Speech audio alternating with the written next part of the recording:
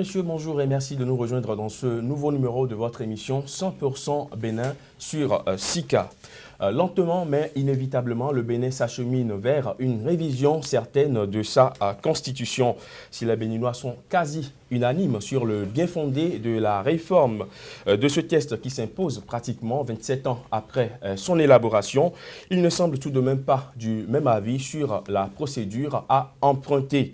L'idée d'une consultation populaire entre-temps évoquée par le chef de l'État, le président Patrice Talon, est battue en brèche par une certaine opinion, réapparaît comme une option que d'aucuns remettent sur la table. Dans une réflexion publiée sur sa page Facebook, Moïse Kérékou, fils de l'ancien président béninois Mathieu Kérékou, estime que seul le sceau que le peuple souverain doit indubitablement apposer sur la nouvelle constitution peut lui donner une légitimité. Malgré l'article 155 de la loi fondamentale qui exclut le référendum après un vote à une majorité des 4/5 des membres du Parlement, il recommande une consultation populaire. Doit-on prendre une telle recommandation à la légère? Eh bien, nous allons faire le débat. D'abord avec vous, Hilaire Kofidja, bonjour. Bonjour. Journaliste et enseignant d'université, merci d'être avec nous. Pas journaliste, juriste. Juriste et enseignant d'université, pardon. Merci d'être avec nous.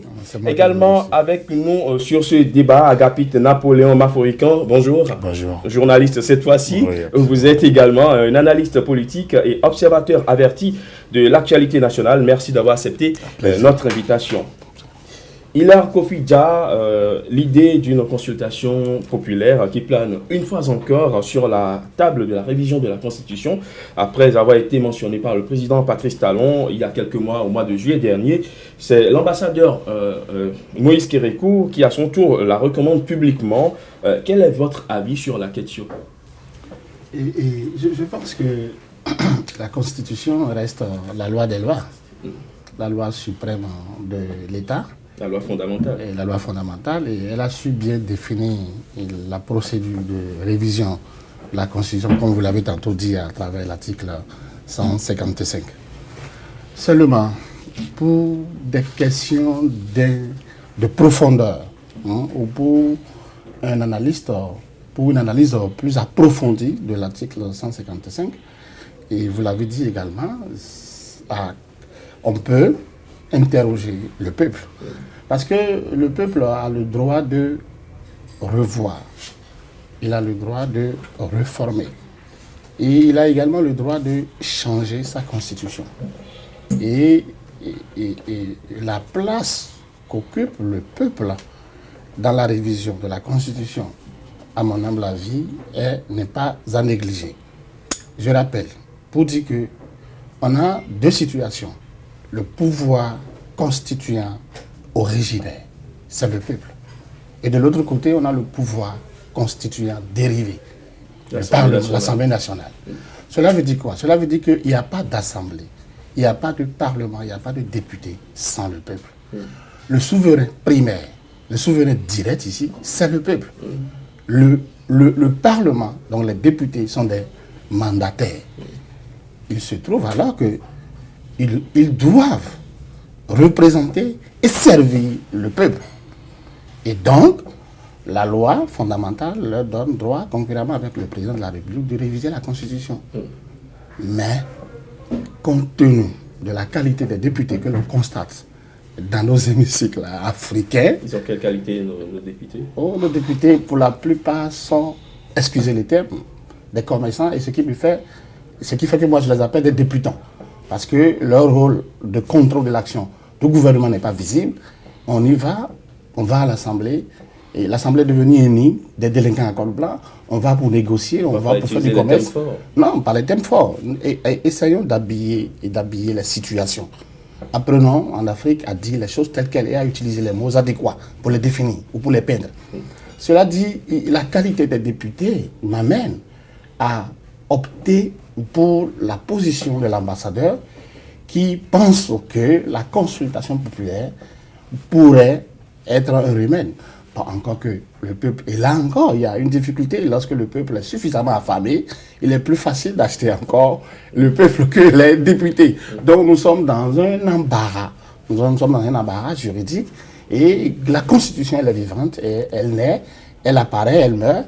Et l'idéal serait qu'on approche le peuple, mais avant, qu'on essaie de faire toucher du doigt au peuple, c'est-à-dire le caractère fondamental ou sacramentel de la disposition qui appelle une certaine curiosité, qui appelle un certain sérieux, à savoir l'épineuse question du mandat unique.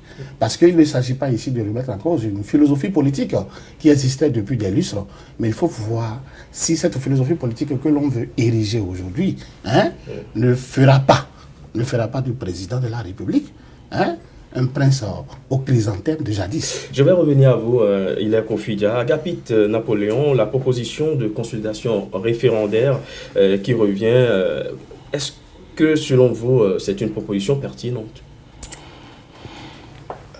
Je pense que vous avez déjà parlé, il a dit une constitution est écrite, adoptée pour être réaménagée avec le temps. Donc réviser la constitution est une chose la plus normale possible. Et notre constitution a prévu les conditions de sa propre révision aux articles que vous avez cités, 156. D'ailleurs, la loi référendaire a été adoptée promulguée en 2011. Ça veut dire que les conditions d'une révision constitutionnelle sont globalement réunies pour qu'on touche. Maintenant, la question fondamentale, qu'on n'aille pas voie référendaire ou qu'on le fasse, parce qu'il faut expliquer. Notre constitution est révisée de quelle manière? De deux manières, soit directement par l'Assemblée nationale, soit par l'Assemblée nationale, les députés à une majorité qualifiée. Une proposition de loi non, quel que soit le projet ou proposition, les députés ont la latitude, la Constitution leur donne le pouvoir, et la loi référendaire l'a bien renforcé, d'adopter, donc d'aller directement, c'est ce qu'on a appelé le pouvoir dérivé, le pouvoir dérivé, c'est-à-dire que le pouvoir d'amender appartient au peuple. Les députés sont les élus du peuple, ils représentent le peuple. La Constitution leur donne le pouvoir d'aller directement, de représenter le peuple en matière de révision de la Constitution, à partir du moment où la proposition de révision est prise en compte par un premier vote. Quand il y a un second vote qui doit leur permettre à la majorité de 4/5 d'aller directement à la révision. Donc, si après la prise en compte du projet d'amendement, ils acceptent que le projet d'amendement puisse être soumis au référendum, s'il y a une majorité qualifiée de 4/5, ils peuvent directement voter l'amendement au niveau du Parlement. Ça, il n'y a pas de souci. Ils représentent le peuple en la matière en ce deuxième vote. Et tant qu'ils arrivent à atteindre la majorité de 4/5, l'amendement est acquis, la révision est acquise, on n'a plus besoin d'interroger le peuple. Ou alors, dès que le premier vote est acquis aux 2/3, maintenant, le projet est soumis par voie référendaire au peuple. Donc ça veut dire que c'est le peuple lui-même qui est sollicité par un référendum constitutionnel pour pouvoir se prononcer sur les éléments de révision. Que ça provienne du chef du gouvernement, projet, ou que ça provienne de l'Assemblée, proposition, c'est le même fonctionnement. La question que je pose aujourd'hui, c'est de savoir quel mode de révision de la Constitution nous allons adopter. C'est là les débats, ça et là. Mais il me semble qu'aujourd'hui, en 2017, tout le monde est d'avis que notre Constitution mérite d'être révisée. À quelle hauteur, sur quel plan, et à quelle taille, on ne le sait, mais tout le monde est d'avis. Par quel mécanisme? Est-ce qu'il faut le faire au Parlement ou il faut aller au référendum? Le chef d'État lui-même a assemblé, dit d'abord je vais consulter le peuple avant d'aller. Et il a compris que normalement il ne peut pas consulter le peuple d'abord, puisque la loi, en tout cas consulter le peuple par voie référendaire, il ne peut pas le faire. Puisque pour aller au référendum constitutionnel, il faut déjà soumettre le projet au Parlement, recueillir l'avis des 2/3 du Parlement sur la mise en branle du processus, donc sur la prise en compte de cette volonté. Et une fois que la volonté est prise en compte, acceptée par les 2/3 du Parlement, pas le référendum, pas l'amendement, mais je veux amender. Oui, les 2/3 du Parlement acceptent, oui, il faut amender. Et du coup, le chef d'État décidera alors, est-ce que je soumets le projet au Parlement ou alors je le soumets directement au peuple. Voilà.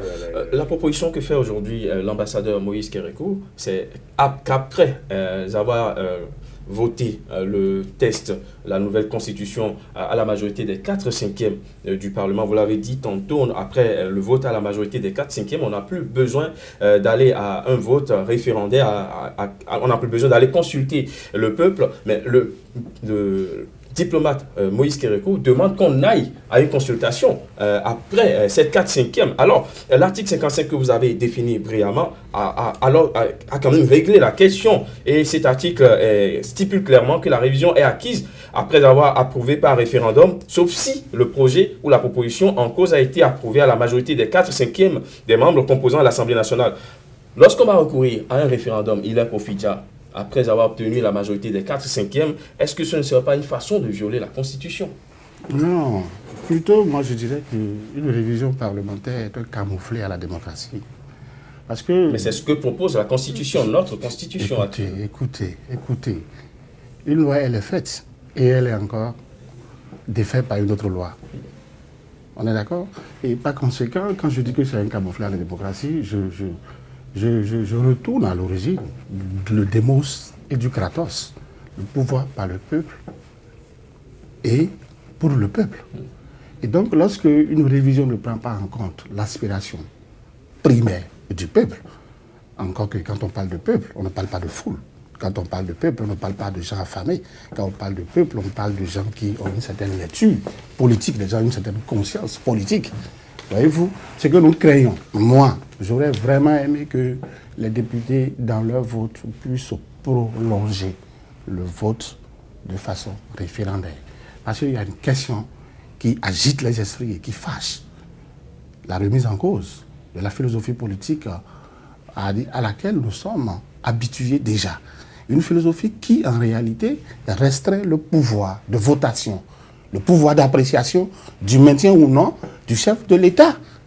Et ça, on doit interroger le peuple. J'estime que cette minorité parlementaire, minorité 84 pour 10 millions, cette minorité pour 83 pour 10 millions d'habitants, cette minorité parlementaire, même si la loi leur a donné les coups de franche pour y aller, j'estime que compte tenu de la taille ou de l'importance du sujet de révision, il est opportun d'interroger le peuple. C'est pourquoi je disais tantôt que ce droit qu'a le peuple de revoir, de réformer, de changer, c'est un droit qu'on ne peut pas le lui retirer. Et cela ne suppose pas une violation, cela suppose simplement un contournement, ou cela suppose une façon de compléter ce que la loi a dit.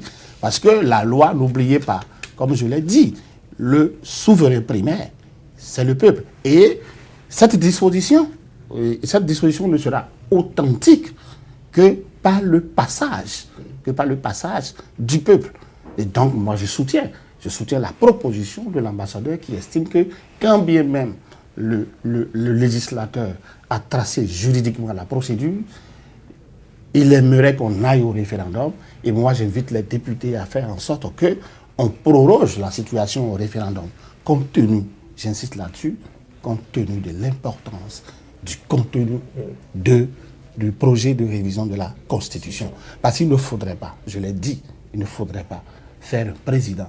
Il ne faudrait pas que le président, après la révision, devienne un arbitre au chrysanthème de jadis. C'est dangereux, c'est suicidaire. Déjà, on n'en est pas là.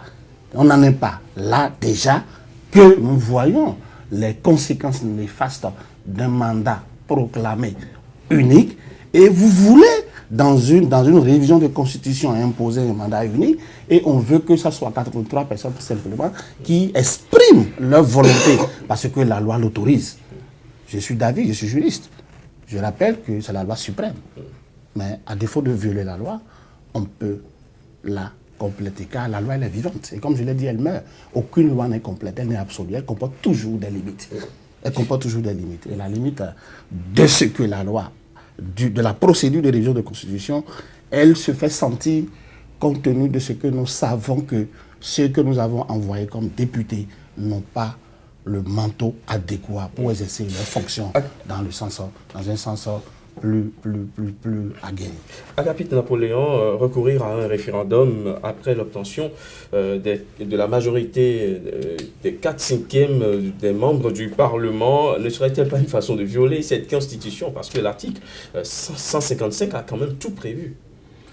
Enfin, moi, je ne parle pas de violer la Constitution, mais M. Moïse Kérékou, je ne sais pas d'où lui est venue l'inspiration. Moi, je trouve que c'est une bâtardie politique, en griffe ou juridique. Hein? Je parle de bâtardie juridique parce qu'en réalité, la Constitution a prévu de deux choses l'une. Soit il y a 2 votes. Pour acquérir, pour que l'amendement soit effectif, il faut 2 votes. Alors, donc, pourquoi ne pas... J'ai l'impression qu'il a évacué, qu'il a envie d'une chose et son contraire. Il faut bien qu'il assume ce qu'il veut. Soit il demande au chef de l'État de soumettre le projet au référendum. Ça veut dire qu'après avoir demandé et obtenu le premier vote, qui prend en compte le projet de révision, qui le soumet au peuple. Voilà. Ça, s'il demande cela, on comprendra la cohérence de sa démarche. Et moi, je suis pour cette démarche-là. Pas parce que le professeur a dit, non. Je suis pour cette démarche parce que ça permettra de faire le débat. Actuellement, qui connaît le contenu de ce projet? Moi, je ne connais pas. Pendant la campagne, le chef de l'État a dit, je vais, oui. Tout comme en 2011, le président Yahya Boni a dit, oui, par rapport à la refondation, nous allons réviser la Constitution, il y aura ci, il y aura ça, il y aura ça. Pourtant, le peuple s'est soulevé. Enfin, certaines opinions se sont soulevées en disant qu'il veut se maintenir. Donc, il faut faire le débat pour qu'on sache qu'est-ce qui va être révisé, comment ça va être révisé, de quelle manière. Le débat n'est pas fait. Et quand le chef d'État dit je vais consulter d'abord le peuple n'est pas de dire nécessairement d'aller en révision, d'aller au référendum. Le peuple, quand on le dit de manière triviale, moi je trouve que le peuple, la composante sociale nationale, c'est des groupes politiques, c'est des groupes confessionnels, professionnels, communautaires et régionaux. Régionaux. Donc, en réalité, quand vous consultez les grandes composantes de la nation, on les connaît en termes de région, de religion, de profession, on essaye donc de couvrir la sphère nationale de la communauté. À partir de ce moment-là, on peut dire que tous ceux qui peuvent intervenir sur la question sont intervenus sur la question, donnent leur avis, une synthèse est faite, on n'en fait pas, ce qu'on a pris en compte, on l'explique. Alors on peut le faire maintenant, la révision directement par l'Assemblée. On gagnerait du temps, on gagnerait de l'argent. Mais autrement, on fait faire acquérir la première, on fait accepter le processus par les 2/3, et après on ouvre le débat et on va au référendum. Mais 2 choses. Je pense que, et c'est là que je ne me suis plus en harmonie avec le procès, les députés ont la plénitude, quelle que soit la manière dont ils sont là, quel que soit ce qu'ils font, nous sommes dans un régime qui leur confère ce pouvoir. À partir de ce moment-là, moi j'estime que si le chef d'État décide de passer par ce processus, tant mieux. Les députés, s'ils le votent, tant pis. C'est notre système politique et moi, je n'ai pas de problème. Mais j'évoquerai 2 choses. En 2006, la Cour constitutionnelle, à travers sa décision sur la révision de la Constitution, je pense que c'est le mandat des députés.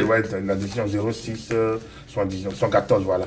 La décision 114 de 2006 a estimé que, bien que la Constitution ait prévu la modification de sa révision, bien que les députés soient qualifiés pour le faire, cela doit participer quand même du principe du consensus que nous avons accepté à la conférence nationale.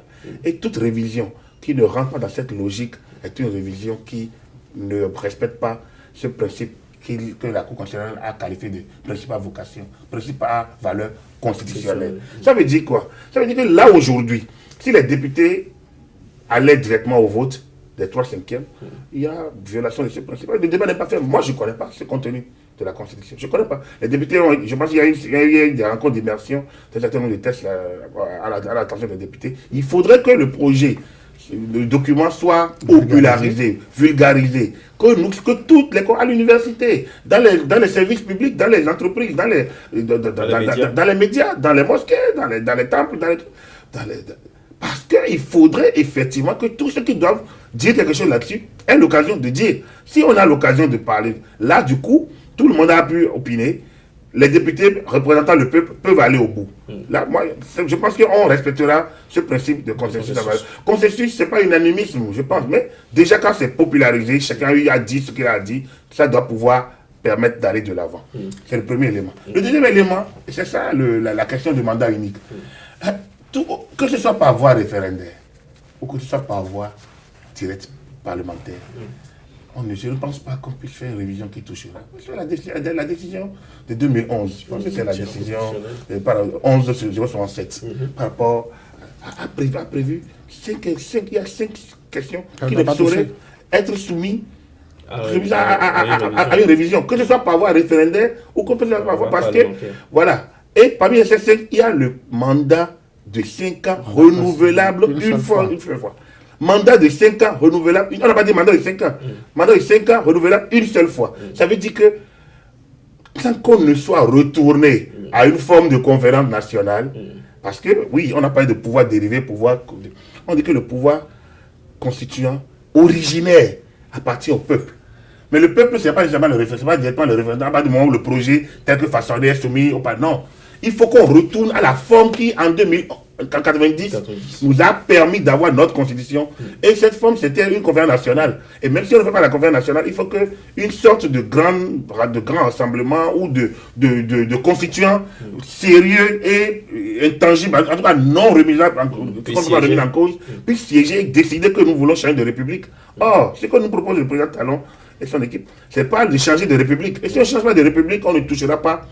Parce qu'on restera dans la logique de la décision de 2011, on ne saurait toucher au mandat présidentiel. Donc, que ce soit le vote acquis directement par les parlementaires ou à soumettre au référendum, on ne saurait toucher au mandat. Si on touche au mandat, on viole la Constitution. Je pense que, j'espère bien que la Cour constitutionnelle le rappellera.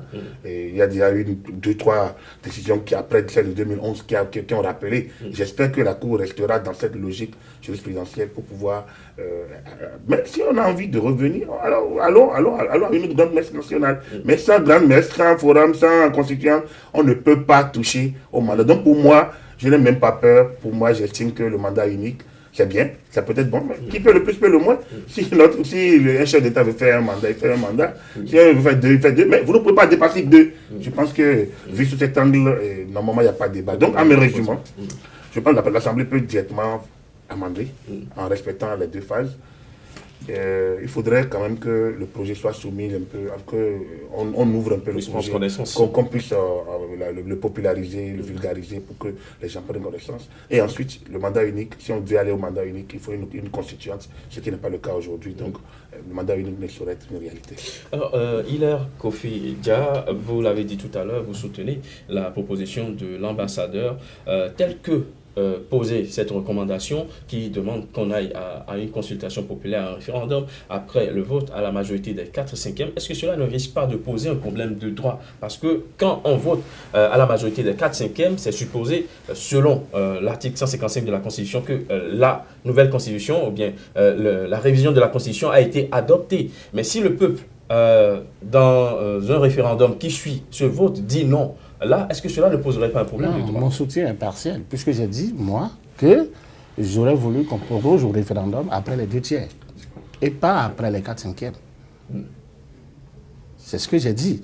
Et moi, mon inquiétude, contrairement à ce que mon vis-à-vis tente de dire, je me demande si nous sommes dans le même pays, puisque l'idée de violer la décision d'octobre 2011 est déjà dans les esprits, puisque on l'a dit, moi je ferai 5 ans, nous sommes partis sur cette base-là, mais nous sommes en train de comprendre que si moi je fais 5 ans, ceux qui viendront après vont faire 5 ans.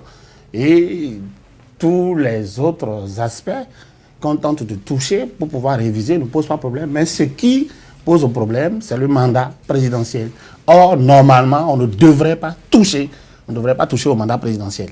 Et c'est la raison pour laquelle moi je voudrais que dans la mesure où on n'a pas un contenu approfondi du projet de révision constitutionnelle, il va falloir élargir ça. Il va falloir l'élargir au peuple et il donne une très belle définition du peuple. Donc des personnes très qualifiées pour pouvoir interpréter, pour pouvoir analyser, amender, pour que nous puissions avoir une constitution évolutive et non une constitution qui va nous renvoyer à des avatars qu'on a laissés. Et donc, je parie que l'ambassadeur, en disant le référendum, le recours au peuple, il ne veut pas violer la disposition des 4/5e. Il ne veut pas violer. Mais c'est un souhait qu'il a mal exprimé. Parce qu'on ne peut pas violer une disposition constitutionnelle. Comme je l'ai dit, la Constitution, ça reste la loi suprême. Mais on peut compléter une disposition constitutionnelle compte tenu des exigences et des urgences ou des situations de l'heure. Et c'est ce qui fait que, mon vis-à-vis et moi, nous ne nous entendons pas. Bon, maintenant, et si la loi définit comment réviser la Constitution, et l'idée que le recours au peuple serait plus approprié, brandi par l'ambassadeur, est malvenu s'il faut tourner dos au 4/5e. C'est pourquoi je disais que je souhaiterais que les députés respectent la forme des 2/3 et qu'on soit dans l'obligation d'aller interroger le peuple. Ça permettra aux uns et aux autres de prendre connaissance du contenu du projet de révision et le vote sera un peu plus conséquent. Alors, quoi qu'on dise, il serait tout de même intéressant de décrypter un peu les inquiétudes par rapport auxquelles Moïse Kérékou en est arrivé à cette recommandation. Dans sa réflexion publiée sur sa page Facebook, il dit exactement ceci: un changement majeur tel que la réduction du nombre de mandats et la réforme du système partisan, un tel changement qui entraînera sans nul doute un bouleversement des paradigmes politiques, de la production économique et du mode d'organisation de la société, peut-il se faire sans passer par la voie référendaire? Oui, mais bien sûr. D'abord, le changement du système partisan n'est pas un changement majeur. Je pense on a été trop large en 90.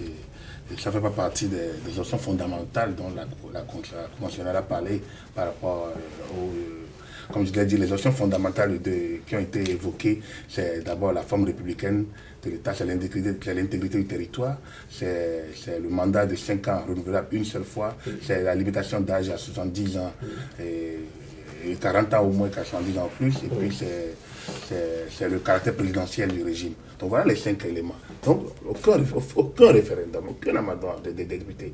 Aujourd'hui, aucun, c'est là où on n'est pas tout. On ne peut pas, là où on est aujourd'hui, aucun ne peut, à moins que la Cour constitutionnelle fasse un revirement jurisprudentiel, ils peuvent le faire. Ils peuvent le faire, mais après avoir insisté sur après 2-3 autres décisions, faire un revirement, il faut qu'ils nous expliquent pourquoi ils font le revirement jurisprudentiel.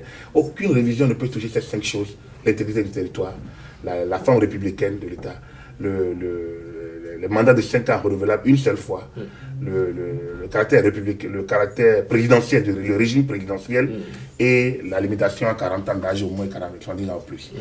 Donc, que ce soit directement par l'Assemblée ou par référendum, on ne peut pas y aller, sauf si le pouvoir constituant originaire en décidait autrement. Ça veut dire qu'il faut retourner à une situation où le peuple dans ces différentes composantes ensemble dit nous voulons une nouvelle république. Or, ce n'est pas une nouvelle république que crée le président Talon. Les conditions d'une nouvelle république ne sont pas réunies, ni s'il va directement au Parlement, ni si même il va au référendum. Sur la base de la décision 1499, on n'y est pas. Donc, c'est pour dire que ce que demande Moïse Kérékou, il n'a même pas besoin d'y aller, parce que c'est deux choses l'une, comme on l'a dit, soit on va directement, après la prise en compte du référendum, on va consulter le peuple.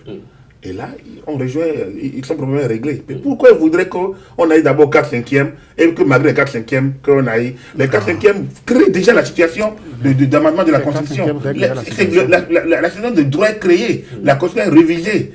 Alors, ce que dira le peuple aura quelle valeur constitutionnelle? Il faut qu'il nous le dise. Ça n'aura pas. Donc, si on va faire le deuxième vote et le peuple et le Parlement adoptent, il n'a qu'à se référer à la Cour constitutionnelle pour savoir quelle est la suite. Mais aller consulter le peuple devient quoi? Mettre la charrue? Non, c'est-à-dire que c'est métier après la mort, comme on le dit vulgairement. Donc, moi, je pense qu'il faut qu'on organise tout ça. Si M.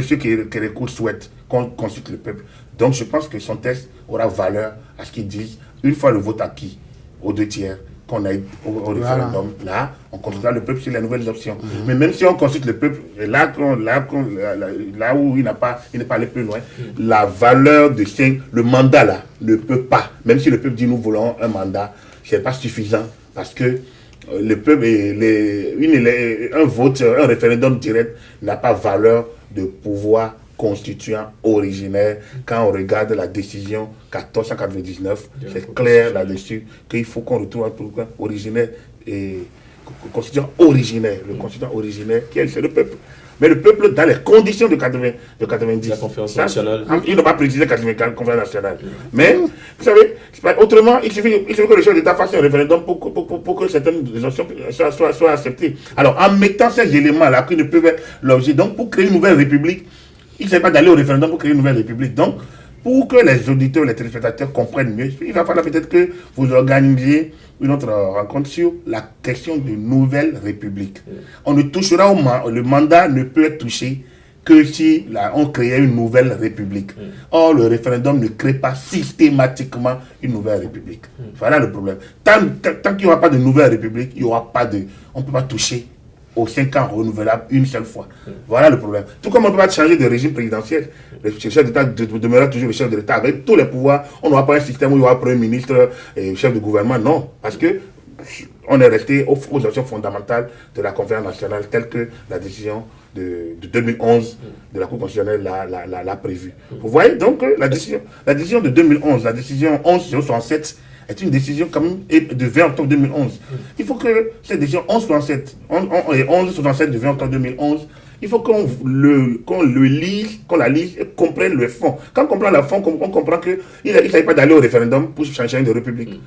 C'est trop facile. Est-ce que vous voulez dire par là que le rêve d'un mandat unique qu'on veut imposer à la Constitution est pour l'instant, selon ce que nous voyons déjà, reste un rêve utopique? Moi, je ne parle pas de rêve, je ne parle pas d'imposer. Vous savez, le chef d'État fait les choses dans les normes. Donc, je ne voudrais pas utiliser l'expression imposer. Après, moi, les députés sont consultés. Il appartient à chacun de jouer sa partition. Le chef d'État a voulu, il a dit pendant la campagne, il veut un mandat unique. C'est son droit. Les parlementaires doivent lui rappeler les options. Si les parlementaires ne le font pas, la Cour constitutionnelle est là pour le faire. Donc, pour moi, rien ne doit être imposé. Pour le moment, les choses se passent dans les normes, il n'y a pas de souci. Donc, il appartient à la Cour constitutionnelle de rester ferme sur le principe. Et si elle doit faire un revirement, qu'elle nous explique pourquoi aujourd'hui un revirement et qu'est-ce qui a changé entre 2011 et aujourd'hui pour qu'on ait un revirement. Pour moi, il y a une décision et une jurisprudence constante depuis 2011 qui a maintenu, enfin, qui a renforcé cette décision de 2011. Donc, je parlais de la décision de 2014-199, du 20 novembre 2014, où on a parlé de pouvoir constitutionnel dérivé et de pouvoir constituant originaire. Et là, quand on explique tout ça, on comprend qu'il ne suffit pas d'aller à un référendum pour changer de république. En résumé, le chef d'État peut tout amender dans notre constitution. Il peut proposer qu'on amende tout. Les députés peuvent le faire comme on peut aller au référendum. Mais on ne peut jamais, dans le cadre de ce que nous avons aujourd'hui, changer la forme républicaine de notre État, le caractère, le régime présidentiel, la limitation d'âge à 40 ans au moins et qu'à 70 ans en plus, le nombre de mandats, 5 ans renouvelables une seule fois, et l'intégrité du territoire. On ne peut pas toucher à ça. Il a profité.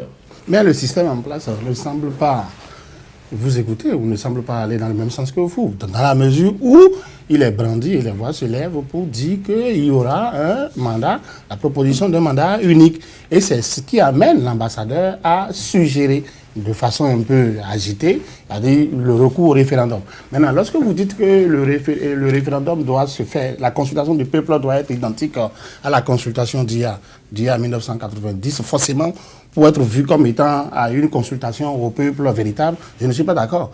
Je ne suis pas d'accord parce que ça, c'est une circonstance particulière qui a amené cette réunion du 28 février 1990 au PLM à l'Edjo et qui a permis aux uns et aux autres de tabler sur la constitution du Bénin. Je parle juste de créer les conditions de la création d'une nouvelle république. Ça peut ne pas être une conférence nationale, mais il faut qu'on sache qu'on veut créer une nouvelle république et que les conditions soient réunies. Est-ce que c'est une conférence? Est-ce que c'est des séminaires? Enfin bref, créer les conditions. Mais le plus important, c'est qu'il faudrait que nous ayons contenu du projet de révision de la Constitution pour pouvoir mieux l'apprécier dans le fond comme dans la forme. Ce qui, jusqu'à ce jour, n'est pas possible. Et c'est inquiétant. C'est inquiétant. Alors, un peu plus loin dans sa réflexion, il mentionne ceci, je cite, « Si le Parlement appose la légalité de cette modification, il faut rechercher sa légitimité. En effet, seul le sceau que le peuple souverain doit indubitablement apposée sur la nouvelle constitution peut et doit lui donner la légitimité. Nous savons que le Parlement est une représentation du peuple, vous l'avez dit tout au long de cette émission. Et si le constituant a estimé il y a 27 ans que la majorité des 4/5 est suffisamment représentative du peuple pour ne plus aller à un référendum, qu'est-ce qui peut aujourd'hui justifier de telles recommandations? Non, la recommandation reste à lui et à sa personne. Ça reste à lui et à sa personne, puisque pour consulter le peuple, il faut passer la première étape, les 2/3, et aller. Mais les 4/5 règlent complètement la question. Et il n'y a pas de débat autour. Parce que faire autrement, c'est dit, ce que vous avez dit tout à l'heure, c'est transgresser et une disposition de la loi suprême. Donc, la loi des lois. Mais derrière ce qu'il dit, il y a un petit souci. Il y a d'abord, de la part du gouvernement, si cela passait, une violation de la jurisprudence ou de la décision d'octobre 2011. Parce que nul ne peut toucher. On ne peut toucher, parmi les 5 qu'il a cités, on ne peut toucher au mandat présidentiel. Et donc, il estime, c'est sa crainte qui l'amène à parler ici. Parce qu'il dit, si le gouvernement est prêt à violer une disposition qui au préalable ne doit pas être touchée, alors là, il vaut mieux aller au peuple pour que cela puisse avoir une authenticité, juridique. Voilà, je ne suis pas à sa place, je ne suis pas son avocat, mais je tente d'interpréter l'idée du non-juriste. Sinon, il ne peut pas affirmer sans coup férir que malgré les 4/5, il faut aller à la consultation populaire. Non, c'est vrai que il y a un adage banal, vos populi, vos dei, la voix du peuple, la voix de Dieu. Et quand le peuple veut, c'est ce que veut souvent Dieu. C'est le peuple qui définit la politique, c'est le peuple qui choisit, c'est le peuple qui choisit. Et comme je l'ai dit tout à l'heure, c'est le peuple qui a choisi les députés. Et les députés devraient. C'est pourquoi j'ai dit qu'à la place des députés, j'aurais aimé qu'on reste à l'étape des 2/3, on passe au référendum. Parce que les députés ont été choisis par le peuple et ils ont pour rôle de les représenter et de les servir. Donc, si il n'y a pas une inclusion, visible entre la députation et la population, entre les députés et le peuple. Voilà des députés qui ne vont jamais à la rencontre du bas peuple. Voilà des députés qui ne vont jamais leur rendre visite de façon pour recueillir leurs aspirations, leurs volontés. Voilà des députés qui sont juste en train de faire du commerce, des échanges. Voilà des députés qui ne défendent que les intérêts. Je reviens là-dessus, les intérêts personnels et partisans. Des députés qui ne vont pas rendre visite à leur base, discuter pour savoir les préoccupations quotidiennes, pour savoir ce que veut le peuple. Il y en a qui le font périodiquement. Une minorité. Et là où je pousse un peu l'idée de l'ambassadeur, c'est que lorsque vous avez des députés qui sont au service de l'exécutif, on veut voter quoi? Comment les députés peuvent être au service de l'exécutif? Il y a quand même, nous sommes quand même dans le système de partage de pouvoir. Non, ils ne jouent pas bien leur rôle. On dit, le rôle du député, vous le savez, non, et le contrôle de l'action gouvernementale, le vote de la loi et de consentir à l'impôt. Combien le font parmi eux? Combien commentent les décisions de l'exécutif? Combien montrent les avantages et les inconvénients des décisions de l'exécutif? Il y a des questions à l'exécutif de temps en temps. Il y a des questions à l'exécutif, mais est-ce que les membres de l'exécutif viennent répondre? Est-ce que c'est des questions qui concordent avec la volonté du peuple?